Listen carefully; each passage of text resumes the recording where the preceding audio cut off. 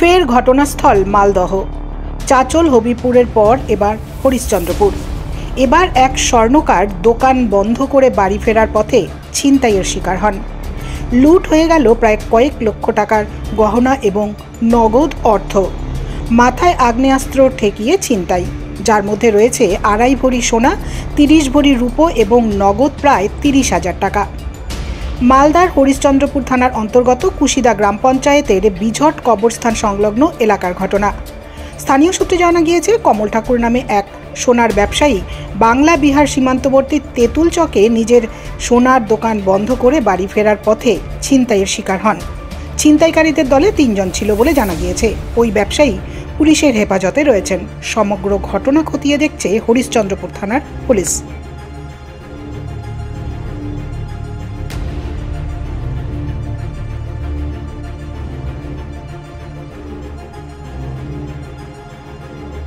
Exact 7:10-এর সময় ঘটনা ঘটেছিল। যে আমি যখন অফিস থেকে আসি, বাড়িতে আসলাম, এসে পরে আমি শুনতে পাই 7:30টার পরেই আমার দাদা ফোন করে যে এইভাবে কমলদার বাইকে হঠাৎ একদল দুষ্কৃতী আক্রমণ করে জোরপূর্বক তার যা ছিল, ব্যাগে ক্যাশ ছিল, কি যা ছিল, যতটা দোকান করার পর যা থাকে সমস্ত কিছু তার জোরপূর্বক ছিনতাই করে নেয়। এমনকি তার চাবি, গাড়ির চাবি পর্যন্ত দুষ্কৃতীরা ছিনিয়ে নিয়ে জঙ্গলের মধ্যে ফেলে, যাতে সে এবং মোবাইলটাও দাদার ছিনিয়ে নেয়, এবং যাতে প্রশাসন কিংবা লোকজনকে অত ইনফর্ম না করতে পারে।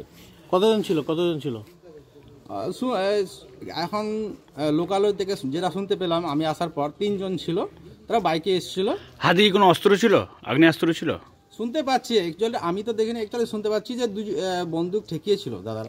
কোথায় ঠেকিয়েছিল বন্দুক? তার শরীরে, মানে মাথার মধ্যে, শরীরের মধ্যে, একজন বুকের মধ্যে, একজন মাথায়। আচ্ছা, কি ছিল সঙ্গে? কি ভাষায় কথা বলছিল এটা তো আমি বলতে পারবো না অ্যাকচুয়ালি।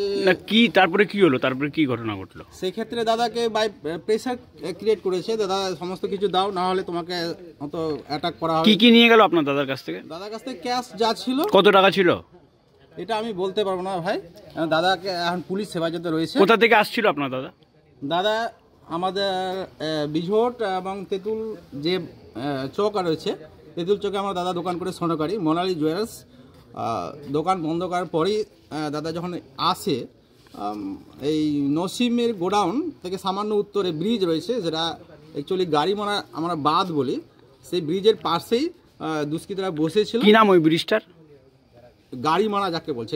কোন গ্রাম পঞ্চায়েতে বললো ওটা? এটা কুশিদা গ্রাম পঞ্চায়েতের অন্তর্গত পড়ছে। বিঝট তেঁতুল চকের মিডল, নসিমের গোডাউনের উত্তরে।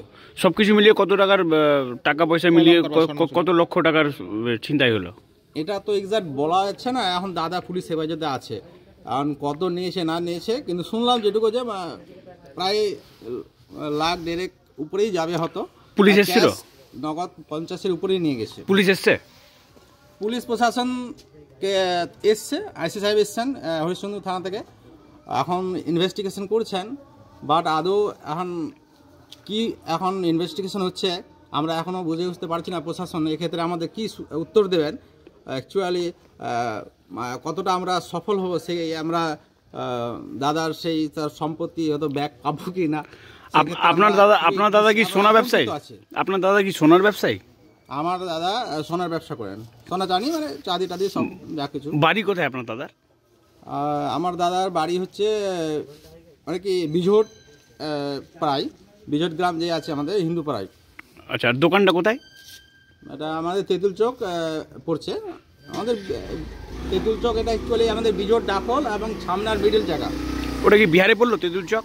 তেঁতুল চকটা আমাদের বাংলায় পড়ছে। কিছুটা দোকান যা আছে, দাদা দোকানটা কিন্তু বিহারে। আচ্ছা, কোন থানার অন্তর্গত পড়ছে ওটা? বিহার, ওটা আজিমনগর থানায় পড়ছে ওটা। আচ্ছা, কি নাম আপনার? কি নাম? আমার নাম গোবিন্দ ঠাকুর। আপনার দাদার কি নাম? কমল ঠাকুর। বাড়ি কোথায়? বিঝটে।